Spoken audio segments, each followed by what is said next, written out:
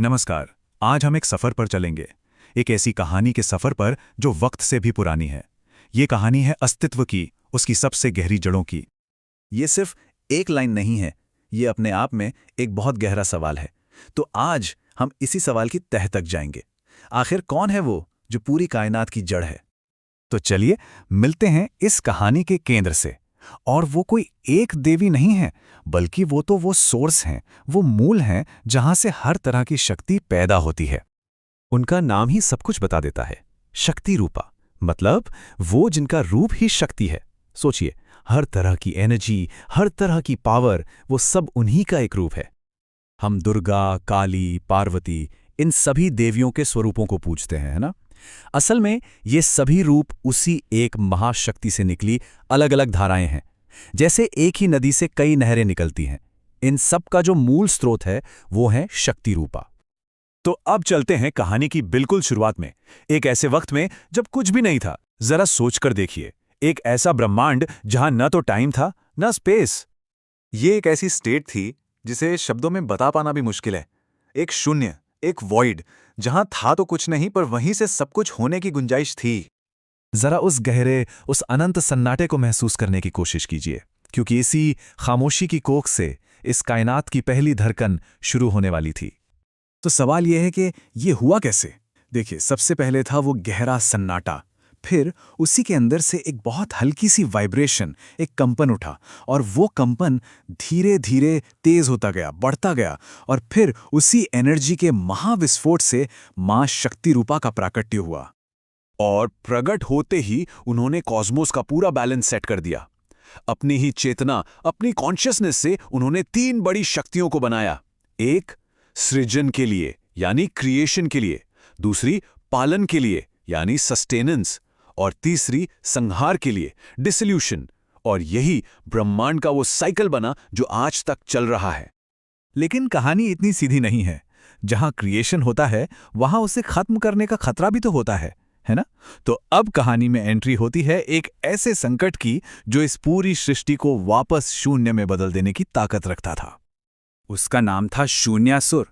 जैसा नाम वैसा काम। वो शून्य से ही पैदा हुआ था, और उसकी शक्ति वो बहुत अजीब और डरावनी थी। वो जिसे भी छूता उसका अस्तित्व ही मिट जाता था।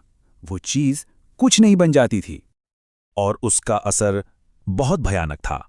आप देखिए, जहां पहले ग्रहों में रोशनी थी वो अंधेरे शून्य में बदल गए।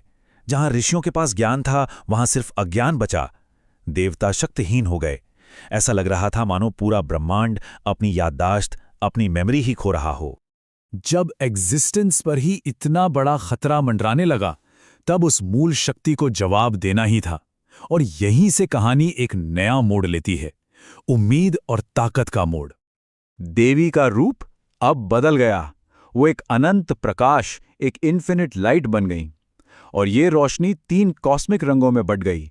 लाल यानी सृजन का रंग, पीला यानी पालन का, और नीला यानी संहार का। वही 3 शक्तियां जिन्हें उन्होंने खुद जन्म दिया था। और फिर उन्होंने वो रूप लिया जो कल्पना से भी परे था। उनकी आंखों में सूरज, चांद और अग्नि तीनों का तेज था, और हाथों में ब्रह्मांड के वो सारे शस्त्र और प्रतीक थे। शक्तिशूल, तेज चक्र, काल अनल और अभय मुद्रा। एक ऐसा रूप जो दुष्टों के लिए काल था और भक्तों के लिए भरोसा। और अब कहानी अपने सबसे बड़े मोड़ पर है। ये थी अस्तित्व की सबसे बड़ी लड़ाई। एक तरफ थी सृष्टि और दूसरी तरफ था शून्य। एग्जिस्टेंस को बचाने की ये आखिरी जंग थी। और इस जंग का सबसे जरूरी हिस्सा हथियारों से नहीं बल्कि शब्दों से लड़ा गया। देवी ने शून्यासुर से कहा, शून्य होना मेरा काम है, शून्य करना तुम्हारा भ्रम है। इसका मतलब बहुत गहरा है। मतलब द वॉइड या नथिंगनेस ब्रह्मांड का एक नेचुरल स्टेट है, लेकिन किसी चीज को जबरदस्ती मिटाकर नथिंग बनाना यह सिर्फ एक इल्यूजन है, एक गलतफहमी। और फिर देवी ने अपनी तीनों शक्तियों का इस्तेमाल किया। सबसे पहले अपने ज्ञान के प्रकाश से शून्यासुर के भ्रम को मिटाया। फिर अपनी पालन करने वाली शक्ति से दुनिया की खोई हुई याददाश्त को वापस लौटाया। और आखिर में अपनी संहार की शक्ति से शून्यासुर को भस्म कर दिया। मरते मरते असुर चिल्लाया, मैंने सब कुछ मिटा दिया, पर तुम कैसे बच गईं? और देवी का जवाब इस पूरी कहानी का सार है, उन्होंने कहा, क्योंकि मैं ही अस्तित्व की जड़ हूं। मतलब आप शाखाएं काट सकते हैं, पत्ते तोड़ सकते हैं, पर जड़ को कैसे मिटाओगे जिससे सब कुछ उग रहा है। तो ये कहानी सिर्फ देवी देवताओं और असुरों की नहीं है, ये कहानी है अस्तित्व के हर एक कण की।